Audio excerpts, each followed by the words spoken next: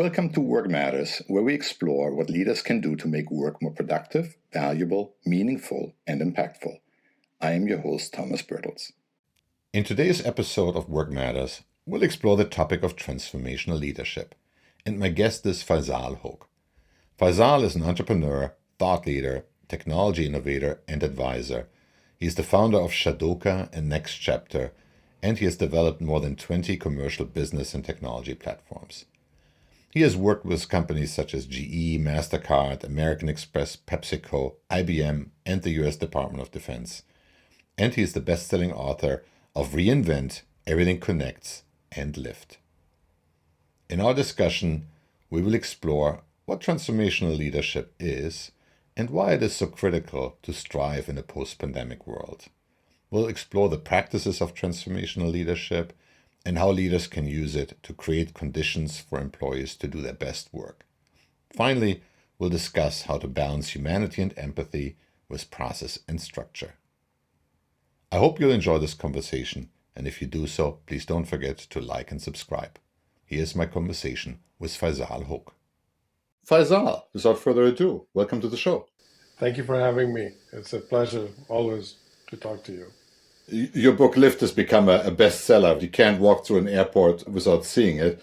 I really enjoyed it. I think you make a really compelling case for a different kind of leadership. If I can quote from your book, you say we need a decidedly different, more evolved form of leadership where we're all more empowered to choose just how we pursue different goals, where collaboration is far more effective and meaningful than the quid pro quo, and where individuals can benefit from unprecedented autonomy and capacity to craft their own lives. That's a very ambitious statement, and I really like it.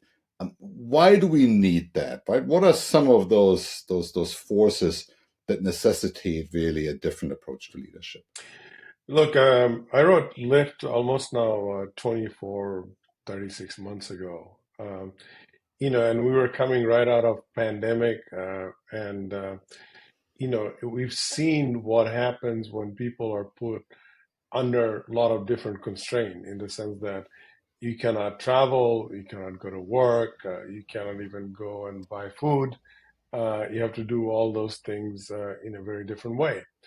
So what we've really found out that, especially during the pandemic, is that how resourceful people became, and they kind of reinvented that they really don't need to go to work. They can work for themselves, right? I mean, you can talk to anybody, work with anybody. All of us almost have friends, family, coworkers across the globe, right? So this gives a different kind of empowerment. With that kind of individualistic empowerment, the way we lead, the way we sell, the way we'll produce products, the way we collaborate, think about the long-lasting impact on the globe, changes the leadership mindset, right?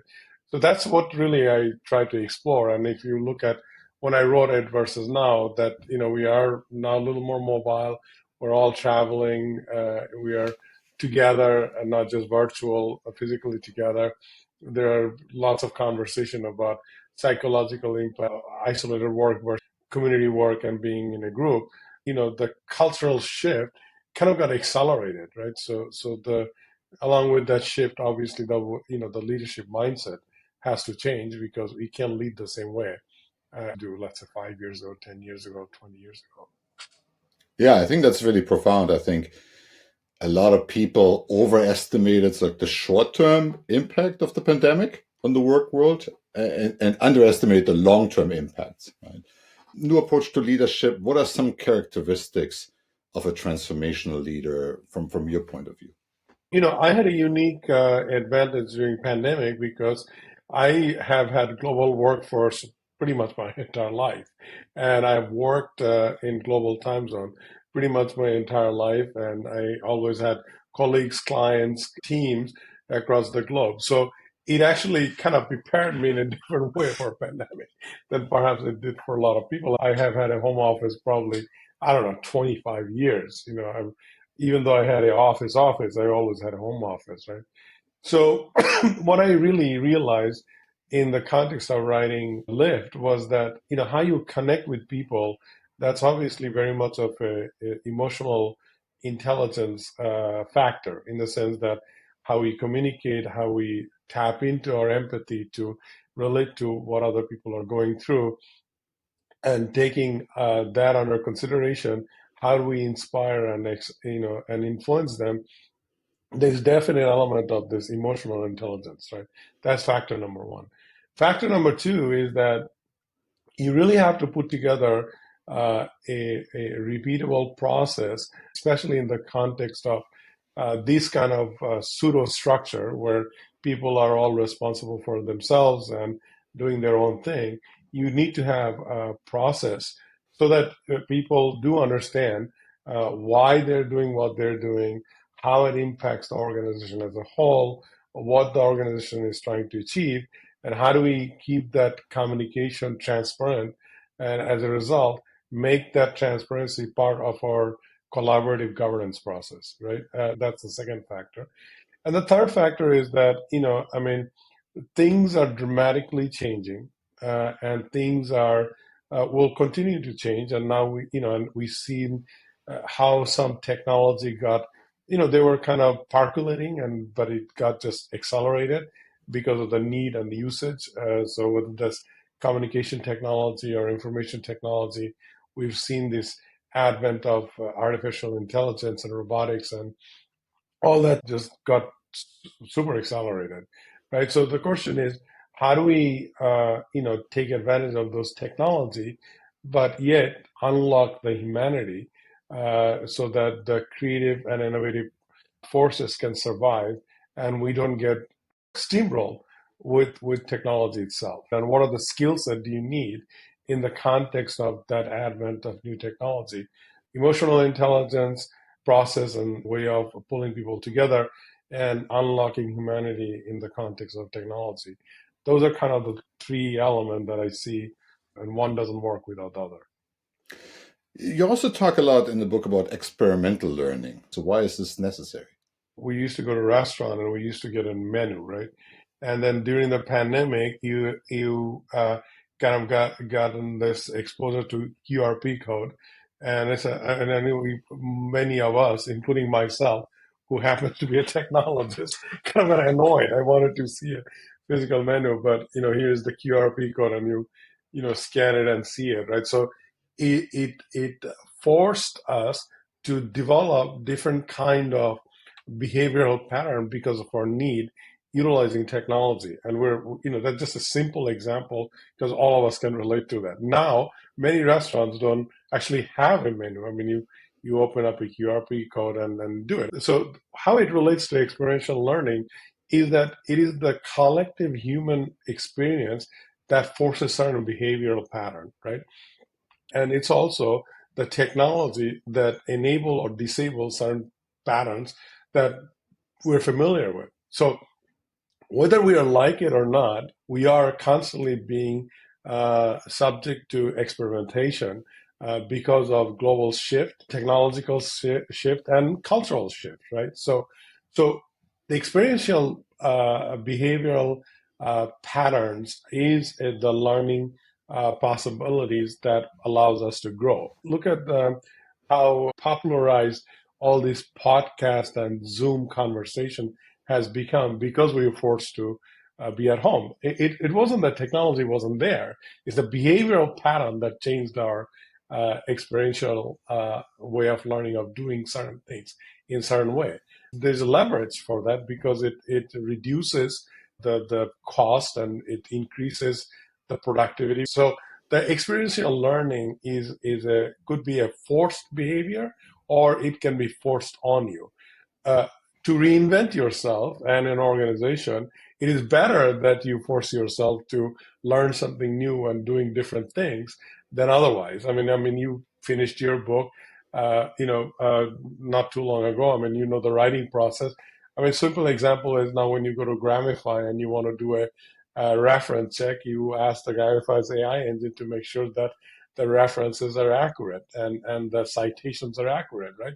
Not necessarily you would do that even 5 years ago, right? So these are, and you can take it at a much broader scale, whereby workforce enablement with different kind of technology, whether that's in manufacturing with robotics, or whether that's utilizing business intelligence tools, but along with AI and data collection and logical prediction or whatever the case may be. So all of these are experiential learning, and whether you like it or not, you'll be forced upon it. And it's like cooking with a pressure cooker versus cooking with a regular pot, right? You can look at it in a very rudimentary way, but these are all result of experiential learning and experiential behavioral changes. We've seen it on the internet, right? Amazon always tests all these sites optimize. I think what's really new is that companies now, and to some degree, do that inside their organizations. This is what I hear you say. And I think the other piece I think that's interesting about it, that we're not looking at like as a deployment of technology in isolation, but we're really looking at it as an experiment and realize that people are a component of that, which I think is also interesting and also new. That we're not just saying we're going to plug this in, but we're going to run little experiments, and the things that work, we're going to double down on. The things that don't work, we're going to discontinue. And I haven't seen that really happening in large organizations. And it's exciting to see that that's starting up. What kind of environment do leaders need to create to really enable experimentation at scale? Look, oddly enough, a lot of these changes and technological advances to really leverage and benefit from it requires very rudimentary, old school thinking and learning. The notion of a beginner's mind, that having an open mind to learn something new, the notion of forcing yourself to be empathetic to the situation because by nature or by human, we have to do something differently, right? This is where that transformational leadership comes in when we're talking about empathy, right? Of course, the basic empathy means that I care about somebody's suffering. But if you want to take it one step further, what can I do about it? If I feel about somebody's suffering, is there a solution that I can provide? So this mindset is a huge part of how you start shifting and gearing. And that all has to be very mindful of opportunity, mindful of your capability, mindful and being empathetic to what problem you're solving, and then crafting a solution, utilizing whatever is available and inspiring and influencing the internal people to make that happen, right? So all of that is kind of interconnected. What I found really interesting at the beginning of the pandemic, like in so Q2 of, I guess, 2021, was that companies were able to pivot very, very quickly, right, into like this remote environment. Obviously, assuming that you're in an industry where that is possible, and that was the only time I think in the last 4 or 5 years that the Gallup engagement survey showed like uptick. It was one of these times where we had to rely on people closer to the problem to find the solution versus sitting in a boardroom and saying, here's how is this exactly going to look like. My sense is, looking at your book, is that there's this fundamental message there that the role of a transformational leader to create that space, create that autonomy, and create a culture that brings out the best in people. But I also feel that we've still been backsliding a little bit after that. And we're going back to this model of maybe technology can help us get rid of the pesky humans who also have demands and needs and want things from us. Do you think that this is like a tale of two cities where some leaders double down on humanity and others say, let's go back to a more transactional model? It's always about balance, right? As much as we see a lot of things that worked during pandemic, we also see a lot of things that didn't work, right? And some, as you said, some type of work is not it's natural to be working from home. But if you are doing manufacturing or if you're a doctor or nurse, you can do it from home. We did some of it, like with teleworking, telehealth, and all that stuff in the healthcare space. But certain jobs are not naturally you can't just make it as a telework. But I mean, so my hope is that we don't lose the learning, both benefit and the drawbacks, because human being needs interaction. You do need physical interaction, right? So you can't say that everybody's going to work, all the time from home, and we're never going to have to meet each other, and that's going to make us more productive. Creativity and innovation, it's a team sport. I mean, isolation and solitude allows you to spark the innovation or creativity, but at the end, when you actually try to make something sustainable, you require this cross pollination of ideas and expertise that makes something workable, right? All that requires, the human interaction. And furthermore, by the way, humanity is a social being, right? I mean, that's why we have families. That's why we have friends. That's why we have community. So you can't have like total isolated workforce so that doesn't work, right? What it is about is flexibility and freedom. That's what it really boils down to. If you do a psychological analysis of human being, we all love freedom. We all love a certain amount of flexibility so that we can take care of other things besides work. Oh, by the way, when you give people that, and actually, I wrote this like almost 10 years ago in my other book called Everything Connect. There's a line where it says, we need structure, we need process and structure, but the process and structure is also the killer of innovation and creativity. It's kind of a paradoxical statement, but that is true. We want people to give the flexibility and solitude so that they can feel at ease and they can be connected. Because at the end of the day, why do we work? I mean, we work because we want to be fulfilled, but we also want to be taking care of our families. I mean, those are so fundamental. So when we go to this extreme that you have like people working all the time at their office and total isolation, when you reach a burnout point and then you lose the creativity and innovation. And there's many studies, right? In a startup mode, and when I was in my 20s, I did the same thing. We would stay in the office multiple nights and we wouldn't go home. And then there'd be a null, like nothing would be coming out because you burnt out. So there's a balance of how we do. There's an ancient proverb where I come from in Sanskrit, originally from Sanskrit. It says that if you pull the string too hard, it will break. But if it's too loose, it doesn't make music, right? And it is so true. I mean, there's a balance that everybody needs that allows you to be flexible and allows you to be free, allows you to be have that solitude, connect with the nature, connect with yourself, and there is that drive of interconnected community that holds you accountable to produce. But when you make those two things together, that's when the magic happens. So the role of a transformational leader is actually educating the leader himself or herself, but also the workforce and the team that he or she leading to develop that mindset, that balanced mindset. Everything is not always good. Everything is not always bad. And I mean, we lose sight when we look at things from that singular biased notion where we think, it's just one extreme to other extreme. I mean, look at what has happened to our country. I mean, we have become very divisive, partly because we've gotten very biased, and we cannot take a balanced look in terms of what is right and what is wrong and what is really long term and what is short term.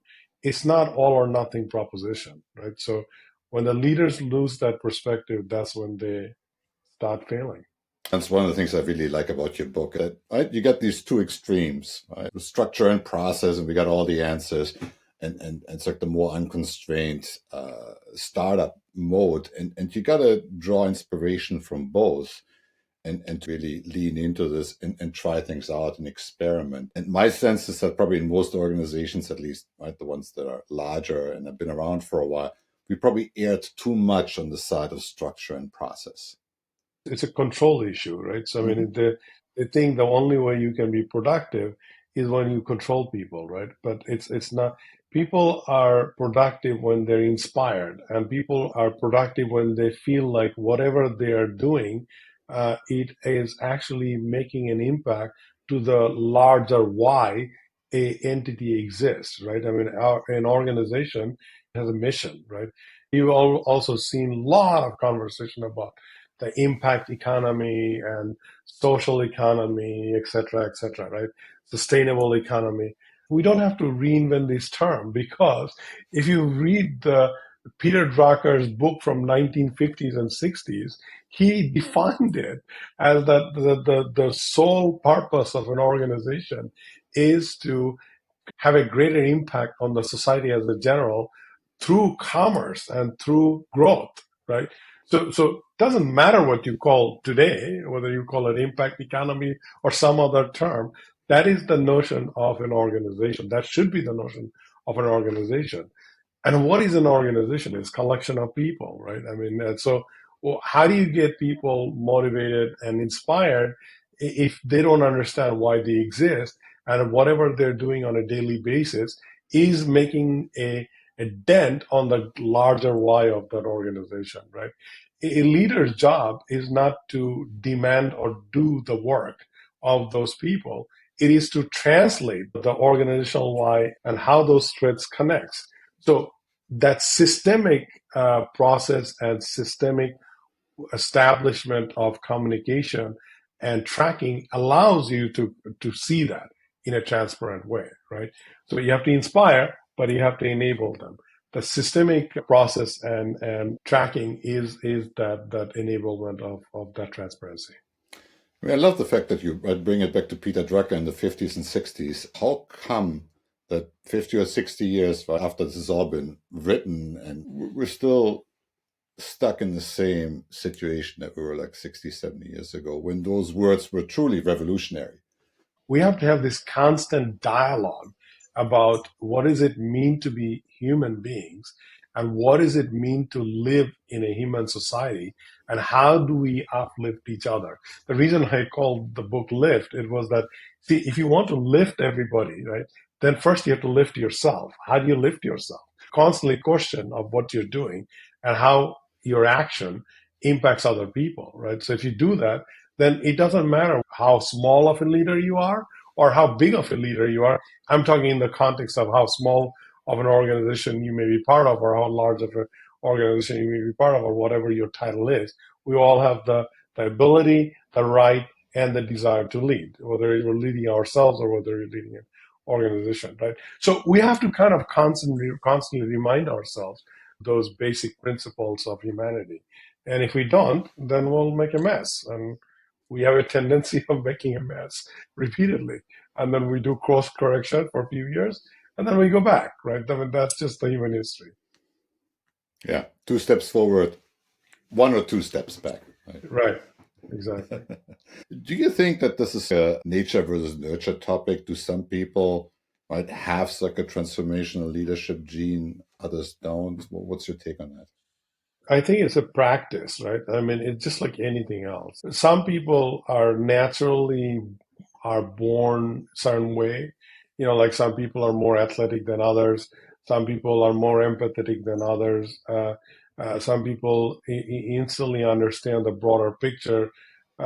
Some people have the natural ability to solve problems, et cetera, et cetera. But a lot of the things that we're talking about, meaning the mindfully practicing empathy, or having a beginner's mind to learn, of anything and everything, right? Having there's this notion of enabling others, for greater success.